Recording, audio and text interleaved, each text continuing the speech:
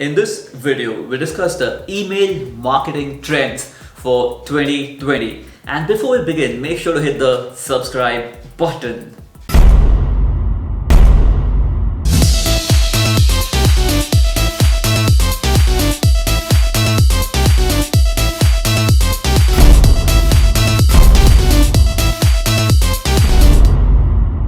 So before I talk about the things that you need to look into to make your email marketing work for your business in 2020, here is something that's happened in 2019 as far as email marketing is concerned.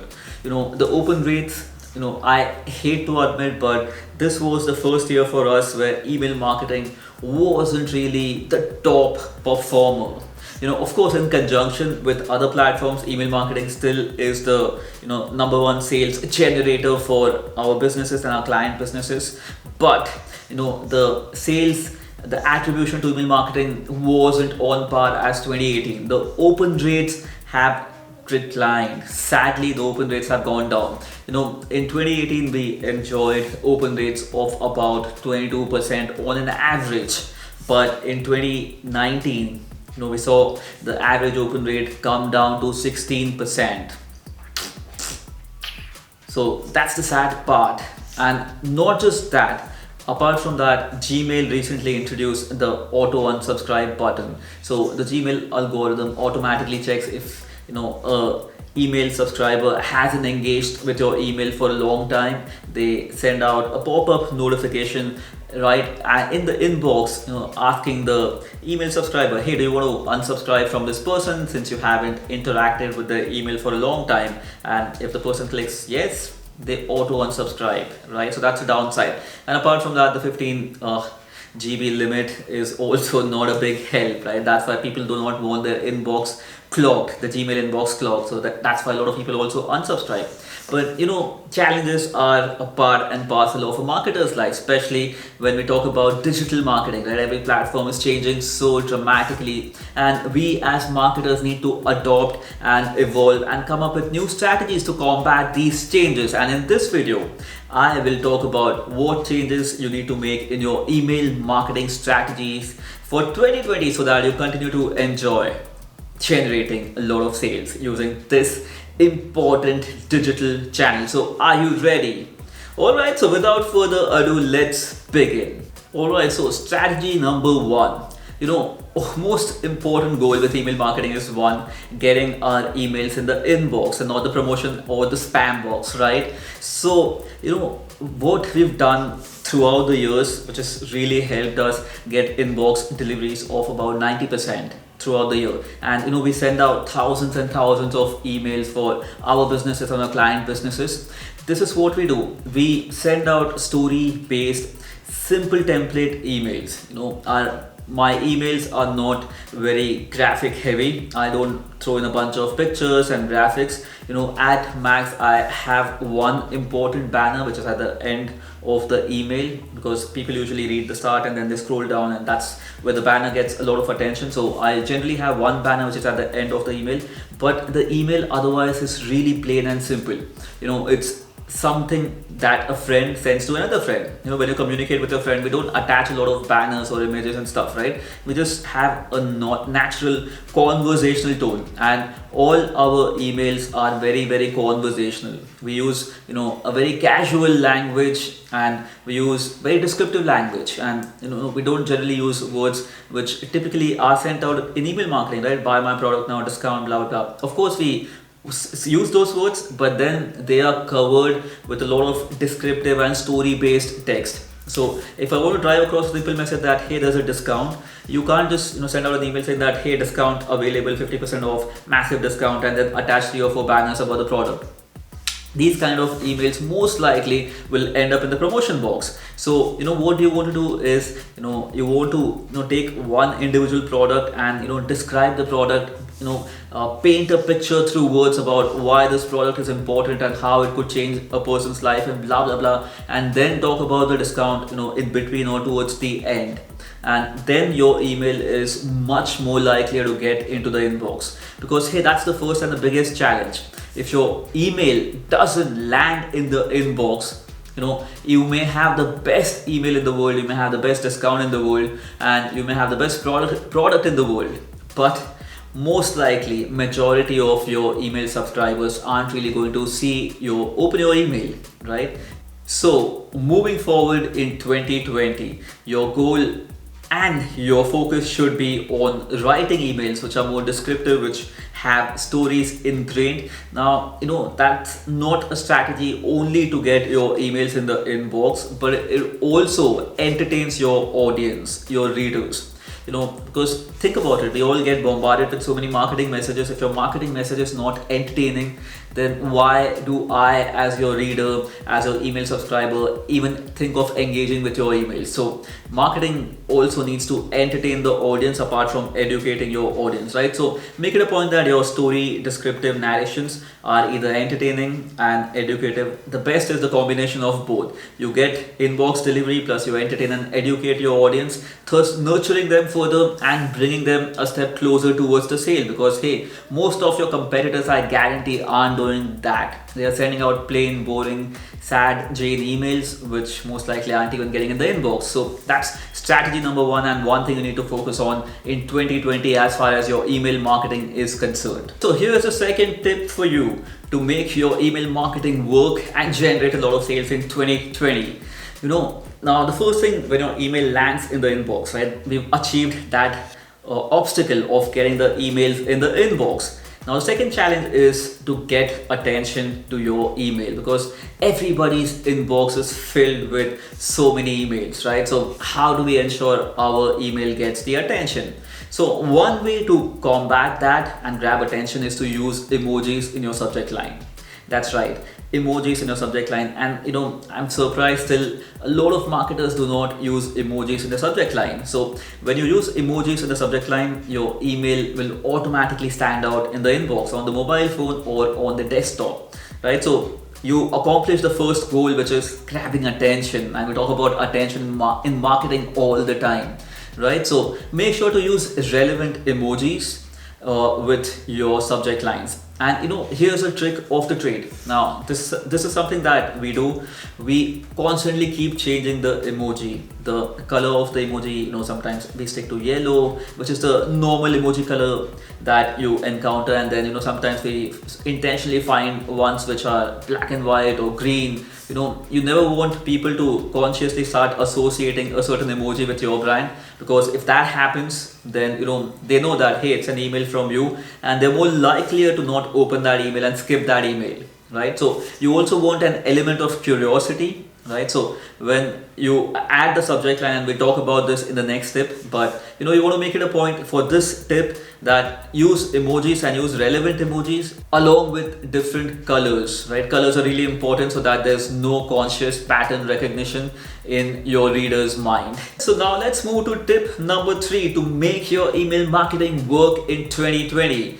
Apart from using emojis, you want to make sure that your subject lines are curiosity based, right? So like I spoke earlier, your emails need to be plain text along with a great storyline which is entertaining and educative.